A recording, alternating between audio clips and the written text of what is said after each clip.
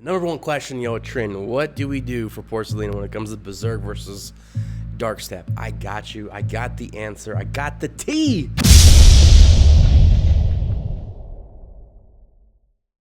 Yo, what's going on, Hero Clash? Welcome back to a brand new Due Diligence series. It's where we go over past heroes that are still relevant in the Hero Clash meta, or heroes you guys want me to go over in the future when it comes to the release of brand new runes, gems, artifacts. Obviously, heroes are going to change, the relevance is going to change, and well, we have to cover it to make sure everyone is up to date. And with that being said, we'll be covering a few heroes tonight, and you guys already know who the number one requested hero is. Porcelina, baby, let's go. So first things first, we're gonna jump straight into it. Make sure you hit the thumbs up, and of course subscribe if you're brand new. If you really want to support greatness supporting greatness, become elite. Join the elite empire by clicking the first link in the description. Choose one of the 3 tiers. Let's go. Here we go.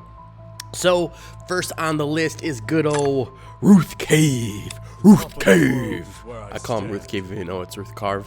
It is what it is. Now, obviously, he's still part of the meta when it comes to Hero Clash. Still was going to be part of the meta probably the next 6 months to a year. He's just really good, especially when it comes to that Lionheart link where he absorbs the damage from allies in the back row, 2 allies in the back row.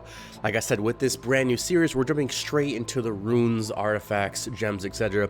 We're going to be skipping the skill sets because, well, you should already know what they do. If you don't, just watch the previous Due Diligence on these heroes. And if you're not there, here we go.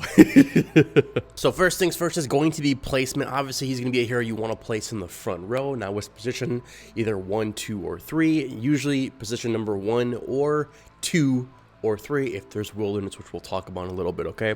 Now, moving on to this talents. You already know Esper Shield's where it's at. When it comes to mythic talent, I go with Vital Armor. When receiving an attack, inflict 1 mark on the attack, reducing their damage to the maker by 6%, stacked up to 5 times. Obviously, if you have a lot of HP, damage reduction on him, it doesn't hurt to increase that, especially if your enemy is focused on armor penetration, because armor penetration is what goes against damage reduction, mathematically speaking, okay? There's really not much else you could choose. You could go with selfless protection a little bit, but I think Vital Armor is way more crucial, especially with Ruthcarve, because one of his main strategies is to keep him alive, so you can keep the back heroes alive, so you can get more offensive attacking, aka Porcelina, Sophia, etc. Okay, moving on to transcendent talent, we have his good old excess heal. Now, the reason why, my logic behind that is, with excess heal, convert 50% of excess healing into a shield, max strength equal to 50% of max HP. It's effect and trigger once every 2 turns. Like I said, shields defense when it comes to him is perfection. However, when it comes to violent recovery, have a chance to trigger 2x healing based on crit. You can go with either or. However, if you do choose violent recovery, you're gonna have to focus on his crits. So one of those 2, and we'll keep it on violent recovery. Lastly, for Eternal Talent, I'm going to go with good old Rampart. Gain a shield equal to 10% of HP, then grant the same shield to allies on the same column. So Porcelina's behind him, well, she's getting that shield too, or Sophia's behind him, getting that shield as well. Just depends who's behind him. Just saying, okay? So, with that being said, I think that's pretty much about it for... There's nothing else to choose for him here. Like, you can do Soul Mastery. He does have a debuff property, but it's one of those debuff properties where it's just very minuscule, something you really don't focus on too much because he has other attributes that are way stronger. Like, if you do get lucky and hit a debuff hit on one of the heroes in the enemy team, then cool. But it's something you don't want to focus too much on, you know, especially artifact-wise and talent-wise, you know. I'd rather take the shield than having a 30% chance debuff hit. Okay, next on the list we have is good old armor stats. Now, armor stats are going to be extremely important when it comes to artifact and runes. They have to align together, right? However, when it comes to him, I recommend HP, or damage reduction with a secondary or thirdly and crit, depending if you want to get that violent recovery. But I recommend HP and damage reduction 100% without a shadow of a doubt, okay? When it comes to artifacts, we're going to start from the very beginning and go over to change and then Esper. Now, what I recommend here is you do have, if you're only working with this type of amulet, the Esper badges or the Esper amulets, and Life Amulet is not too bad. It's not bad at all. And then we go over to Mountain Amulet is the next. You get the armor, you get the HP, And then you're gaining damage reduction based on receiving basic attacks and skills, lasts for 1 turn, And then next, you can also work on with Sun Amulet or Time Amulet is good. And then that's pretty much all those would suffice. However, this is if you don't have any other artifacts left. I'm just going over every category because I don't know where you're at in your hero class career. I don't know if you have Abyss artifacts. I don't know if you have Holy Brace artifacts. I don't know if you only have Esper artifacts. So we're going to go over all of them. Moving on to Holy Praise, 100%. Dude, I think there's only like 1 or 2 options. And that first one is going to be Spirit Song Necklace, 100% without a shadow of a doubt. However, this would change if Wilderness is on the field as well. You could rotate those 2 out. However, we'll talk about that in a little bit. The second one I would go with would probably be Spirit Shield. And I think Spirit Shield would be good on an ally in the front row alongside Ruthcarve. So let's say you have Andrew or something, or another big tank. I think Spirit Shield should be on his side, just not on him. Just want to point that out, okay? But I think Spirit Song is the best for him. And yeah. Okay, now moving on to good old Abyss artifacts. Here we go. Now, when it comes to Ruth, I'm going to have to go with good old Devil Shield. I think that's going to be the move for him. Damage reduction, you get in the crit resistance. If you don't have Devil Shields, then I would probably... You could make an argument for Cursed Book, but then again, I wouldn't even do that because I would go with Spirit Song Necklace over an Abyss artifact. TBH, you know? Now, if I had to choose an Abyss artifact, I'm probably going to go with Devil Shields. Now, you could make an argument. I would probably just go Devil Shield, yeah. Okay. Now, moving on to runes. Let's go, baby. Good old runes, runes. Now, in every single scenario, you're 100% going to go with Evolution. Evolution is king, 20% HP increase. Yes, that is an absolute must when it comes to Ruthcarve. Now, when it comes to beginners, when it comes to a free-to-play perspective, if you don't have the paid runes, or if you didn't participate in Skyline Realm the last, I don't know, 10, 11 months, and you're only stuck with the free runes, then I would definitely go with Banshee. I think Banshee is the move, and Evolution. Now, if you are a free-to-play player, and you have, 8 or 9 from Skyline Realm, and, quarterly events and stuff, the 6-star runes, then if you do have 4 left over, I probably would go with... I'm going to have to go with Phantom. I think Phantom is the move. Phantom's pretty much short-term. Guardian would help him out a lot, but that's more long-term. I think Phantom would benefit him more, especially when you have, Porcelina on the enemy battlefield. You have Sophia. I think Phantom's where it's at. However, Holy Guard's not too bad, but we'll cover that in a future video once it gets released to everybody. Should be coming up here probably in January. Now moving on to his gems. Let's go, baby. Let's go. Too easy. Now when it comes to light stones, I'm 100% have to go with Dove or Lotus or Soul Gaze. And they're like, oh my god, so many. Yes, either Lotus, which is you get the attack in the block, Dove, which you get attack damage reduction, or Soul Gaze, which is attack and crit damage resistance. Now, the reason why I would choose Soul Gaze is because you got crit damage resistance and crit res. I think that is absolutely phenomenal. And having 2 of those, you get 14% crit damage resistance.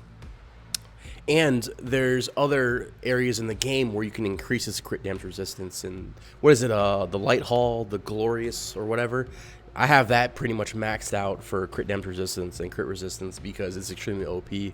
And yeah, so in my personal opinion, I'm probably going to go with, for the light section, I'm going to have to go with the Soul Gaze X2, get that 14% crit damage resistance. And then for the dark, I'm 100% going to have to go with good old Orchard Stone because you're going to get the crit, you're going to get 14% crit, and then 14% HP if they're maxed out as well. And then for the mix, we can't choose the same ones we just selected. So I'm probably going to go with either Dragon Stone or Galaxy Stone. One of those 2. I'm kind of feeling Dragon Stone. Or you could go with Sunlit Stone too. You have the debuff. If you want to give him a little increase in the debuff, you never know. If it does hit, it hits. That would be nice. So either or, it doesn't really matter when it comes to the mix between Dragonstone and Sunlit. Because you're getting the HP already. It says, do you want the speed or do you want the debuff hit? I think either or. It depends on who you're going against. It really does matter. That's why I always say when it comes to gems, make sure you build a set of all of them so you have a bigger arsenal. You don't want to have, oh, 5 maxed out Malachites and you have, you know, 0 Galaxy, or if you have, you know, 3 maxed out Orchid Stone, but you only have, you have no Firefly. You get what I'm saying. You know, it depends on, you know, just, I recommend building all of them 5 stars and just having a bigger arsenal. Now, there are some I would do last, and that would be Vinestone, 100%. Firefly would be last, and then Moonstone would be last as well. Those 3 would be the very last to even get to 5 star, if even that. Yeah, so those are the only 3 that I think that are not that useful in the game as of right now. Okay, so that is Ruthcarve, baby. And now it's time to move on to the second hero. Let's go. And y'all already know who it's gonna be. It's gonna be Sophia. Yeah, she's still S tier hero clash meta. And we have another S tier hero coming soon too. Cannot wait. But focusing on her when it comes to her placement, she's gonna be in the back row, probably behind Ruth or behind someone who's gonna feed her some energy, or is going to feed her some type of, you know, increase or buff or shield. That's the move, in my opinion, okay? Now, when it comes to her talents, 100% I'm going with Precision Strike or Shadow Assault, depending who your enemy is. So, on average, I stick with Precision Strike. Moving forward to Mythic Talent, I'm going with Weak Point, which is ignore 50% of a target's armor. However, in PvE modes, I do change it to Giant Killer, especially like Lord of Battle and stuff. When attacking targets with higher HP, deal 30% bonus damage. Yeah, anything PvE you're going to want to put on Giant Killer. And everywhere else, I probably put on Weak Points. And then you could have a PvP strategy with Giant Killer. If you have a HP savvy enemy, then well, why not? Let's get the 30%, you know, buff. However, it's playing with fire, so I'm probably going to go with the good old Weak Points. Moving on to Transcendent, I'm going with Wrathful Curse because you get the curse mark for 2 turns, and I think that's money in the bank. Now, you could make an argument for Violent Recovery if you want her to be more defensive, but I think she's attack, attack, attack. Crit, crit, crit, crit damage, crit damage, crit damage, you know? Now, moving on to good old Eternal Talent, we have is Rapid Circulation, 100%. There's nothing else I would choose. Rapid Circulation, Rapid Circulation, Rapid Circulation. It kicks in a lot, really does. 20% does kick in a lot, just saying. Now, moving on to good old Armor Stats. You guys should already know I have a mix between these. That one. That's my S+. Jeez, that's rough. When it comes to Sophia, you're going to want to focus on her crit. Her main attributes is going to be crits. Now, once you have her crit up to a certain percentage, I would say 100, 125%. Mine's at 107% right now. It all comes down to who is on her team as well. If you have Merciful Tree Spirit, she increases the crit rate of heroes. Then you don't have to focus on crit too much in the attribute section when it comes to runes, artifacts, and armor. However, I recommend getting it up to at least about 125% just to be safe, right? Because you want to hit that critical hit. You want to take advantage of crit damage because, well, Sophia is based off of crit damage as well, okay? So when it comes to attributes, I'm definitely going to go with crit damage / armor penetration. One of those 3 are going to be the main. And as you can see in some of these pieces of armor, we have armor pen. I'm really focused on armor pen because I already have her crit up high. It's already at 107%. And as you can see, we don't have any crit in these, so we're really focused on good old armor pen. Well, we have a crit right there, and we have crit damage. Oh, we have a lot of crit. We have 8% crit, and 4% crit damage, and 8% armor penetration. So I have it mixed. Now moving on to the good old artifact we have is moving on to Esper. Now I'm going to recommend, now it's going to be kind of risky, but I'm going to recommend Lava Amulet. You get that 60% crit damage, 30% skill damage. If you keep her HP above 80% max HP, then you're going to get increase in attack and the crit rate. And yeah, so I think that's going to be money in the bank for her, especially if you have a high crit. But you need to focus on her crit 100% with this. It is very, very risky because you don't get crit from the Lava Amulet, so you're going to have to get it from elsewhere. So I don't think it's the greatest option for Esper, but it's a option, you know. Next, you could go with Icy Amulet because you're going to get that crit right there, boom, and crit is very, very important. And then next on the list, I would say that's pretty much about it. You could go with the Shiny Amulet. You're getting the armor penetration, but again, you're going to want to focus on crit because her skill base is based on crit damage. So yeah. Moving on to good old Holy Praise artifacts, I'm going to have to go with the good old Sacred Splendor. Where are you at, baby? Good old Sacred Splendor. You're getting the accuracy, which is but Sacred Splendor or Arcane Ring. I think Arcane Ring is the move. 35% armor penetration, Doodles. And then outside of that, you could, make a move with the Twilight Staff because you are getting the crit. However, it would take effect mainly on round 2 because you're getting the stacks, the marks from her and the allies, and they stack up in the first round, then you can use them on the second round, it seems like. But yeah, at the start of every turn, consume all marks. Each stack increases the words crit damage. Yeah, see. So I think that'd be cool for round 2. Twilight Staff. One of those 3 would work for her. Now moving on to good old Abyss Artifacts, 100% without shadow of a doubt. I'm gonna have to go with the good old Devil's Claw, baby. Let's go. Devil's Claw is the move. 100%. You're getting the crit and crit damage, and then yeah, like there's really not much else I would choose for her. Like, you can make an argument for Devil's Bone Sword a little bit, but I'm choosing the Claw every single time.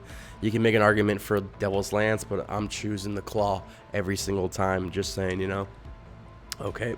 Now moving on to good old runes, baby. Here we go. Now, when it comes to a beginner, when it comes to a free-to-play person, 100%, you're going to want to go with good old Maniac. You're getting that 30% HP, 30% crit, because that's extremely powerful when it comes to Sophia. Yes, you need that crit. I'm going to keep saying it. You need that crit to be high. However, if you already have a high crit, then you don't have to worry about Maniac, and you can go with good old Sin. Sin is the move. Again, that armor penetration. Doodles, 30% armor penetration. Right now I have Maniac to get that 30% crit, so I can almost guarantee a crit every single time, right? Now, for the other 4 slots, 100% good old for a beginner. I'm going to have to go with an X2 on Sin, X2 Maniac, and then X2 on Judgment, which is increased attack. That's for a beginner if you don't have these 6-star runes, if you don't have access to all these other special runes, and you haven't participated in Skyline Realm at all. However, from a free-to-play perspective, if you have 4 to 8 of the 6-star runes, I'm going to have to go with Dark Stab with 100%. I just don't see anything else. Like, you could make an argument for Berserk, but I think Dark Stab is way better than Berserk on Sophia, okay? With that being said, let's move on to good old gems, baby. Her gems. And let's go over to Gem Codex. Here we go. Now, when it comes to Lightstone, 100% Galaxy Stone, you're getting the HP and the attack. I think that is Doodles. I think that is money in the bank right there. For Dark Stones, without a shadow of a doubt, I'm going with Malachite. You're getting the Armor Pen. And then for Mix, I'm going with Orchid, 100%. Gets that crit up, baby. Yes. However, if you don't need to focus on the crit that much, then I would drop the Orchid if you already have a lot of crit. And then I would probably go up and choose either Lotus or Dovestone. Yeah, Lotus or Dovestone. I think that would be the move. You're getting an attack or block, or you're getting the attack and damage reduction. Depends who is on her side of the fields and what they provide for attributes / buffs, increases, etc. Okay. Whew, man, that was a doozy. Now it's time to move on to my favorite, Porcelina, baby. Let's go. And y'all already know the number 1 question, Trin, what do we do for Porcelina when it comes to Berserk versus Dark Stab? I got you. I got the answer. I got the tea. Just make sure you become elite. I got the tea. Become elite. Feel free to become elite. Greatly, greatly appreciated. There's a lot of work, a lot of editing. Too easy, okay? First things first, placement. Obviously going to be in the back row behind probably Wilderness or Ruth or something. That is easy sauce, right? Easy sauce. Now, when it comes to armor stats, oh, just kidding, we got to go with the talents first. When it comes to legendary talents, Precision Strike or Shadow Assault, one of those 2. When it comes to Mythic, I'm going with Weak Points. And then for PvE, Giant Killer. When it comes to Transcendent, I'm going with Wrathful Curse. And then when it comes, you could make, if you do want to make her more defensive, you could put Violent Recovery. Pretty much the same boat as Sophia. And then, but you are focusing on crit. So it's one of those 2. I probably would go Wrathful Curse, though. Yeah. And then Eternal, I'm going with Rapid Circulation without a shadow of a doubt. That's the best one. It really is. It's just too OP over all the other offensive ones.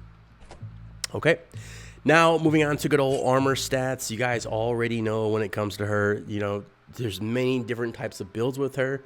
And, you have the crit damage build. You have the armor penetration build. And right now, I'm more focused on crit and armor penetration. So if you could get a high crit with high armor penetration, that would be money in the bank. Okay. So moving on to her artifact, when it comes to Esper, let's change that really quick over to Esper. I'm gonna have to go with a good old Icy Amulet. I think that's a good one. And then the Lava Amulet is a great one as well. You're getting the skill damage, you're getting the crit damage, make sure you have a high crit. And then she's probably gonna attack first, you know, with that first hit in the beginning. And then if she has a higher speed, then she's gonna, you know, it's really hard for Porcelina to take damage in the beginning, really is. So I'm pretty sure you can maintain 80%, you know. So those two aren't too bad. Everything else is just okay. I think, what was it, Silver Moon or whatever, we get the crit damage. I guess not too bad, but, you know, this is only if you don't have access, you know, especially if you're a beginning player. And when it comes to beginning players, you know, 1, 2, 3, 6 months in, and you don't have access to much stuff, Porcelina it used to be Alvarez, but now it's Porcelina. She is the main hero. And she's going to be, her relics are coming very, very soon. I think, in about, what's the date today? The 10th, in less than 2 weeks. I'm pretty sure it's less than 2 weeks. Her relics will be in the Relic Summoning Hall, and you'll be able to pull her in the legendary, you know, the tokens, the gold tokens, all that stuff. You get her from there as well. Sweet a doodles, I believe. Okay, so moving on to good old Holy Praise. I'm gonna have to go with 100% Arcane Ring or Sacred Splendor or Twilight Step. I think she's in the same boat as Sophia, those three, the main three. Moving on to Abyss, y'all already know I'm gonna have to go with Devil's Bone Sword because you're getting the crit and armor penetration, which means when it comes to attributes on armor, you're gonna want to focus on crit damage and crits. If she already has a high enough crit, then you want to focus on armor penetration and crit damage. Like I said, it all blends together when it comes to, you know, runes and artifacts and, you know, attributes, etc. It's all one big nice puzzle pieces, I should say, one big puzzle. And if you can get the perfect setup, the perfect numbers, the perfect lineup, it looks good, you know, and performs good in most scenarios. So I'm going with Devil's Bone Sword. There are a few combinations where you can use Devil's Claw, which isn't too bad, but that really requires a lot of crit. And yeah, so one of those two, either Devil's Bone Sword or Devil's Claw. Okay. Now moving on to good old runes, baby. Everyone's like, what's String gonna say about the runes?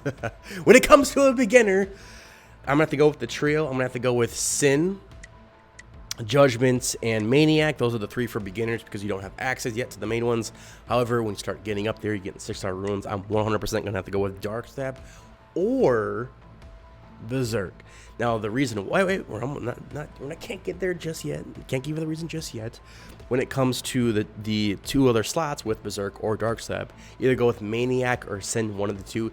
Like I said, it comes down to where your attributes are already at, where her stats are already at. Everything's equipped. Then you come back to the runes like, oh well, I have 130% crit. Well, maybe we should put on Sin instead of Maniac. You know, so it just comes down to understanding how the numbers work. Okay. Now, when it comes to Dark Stab /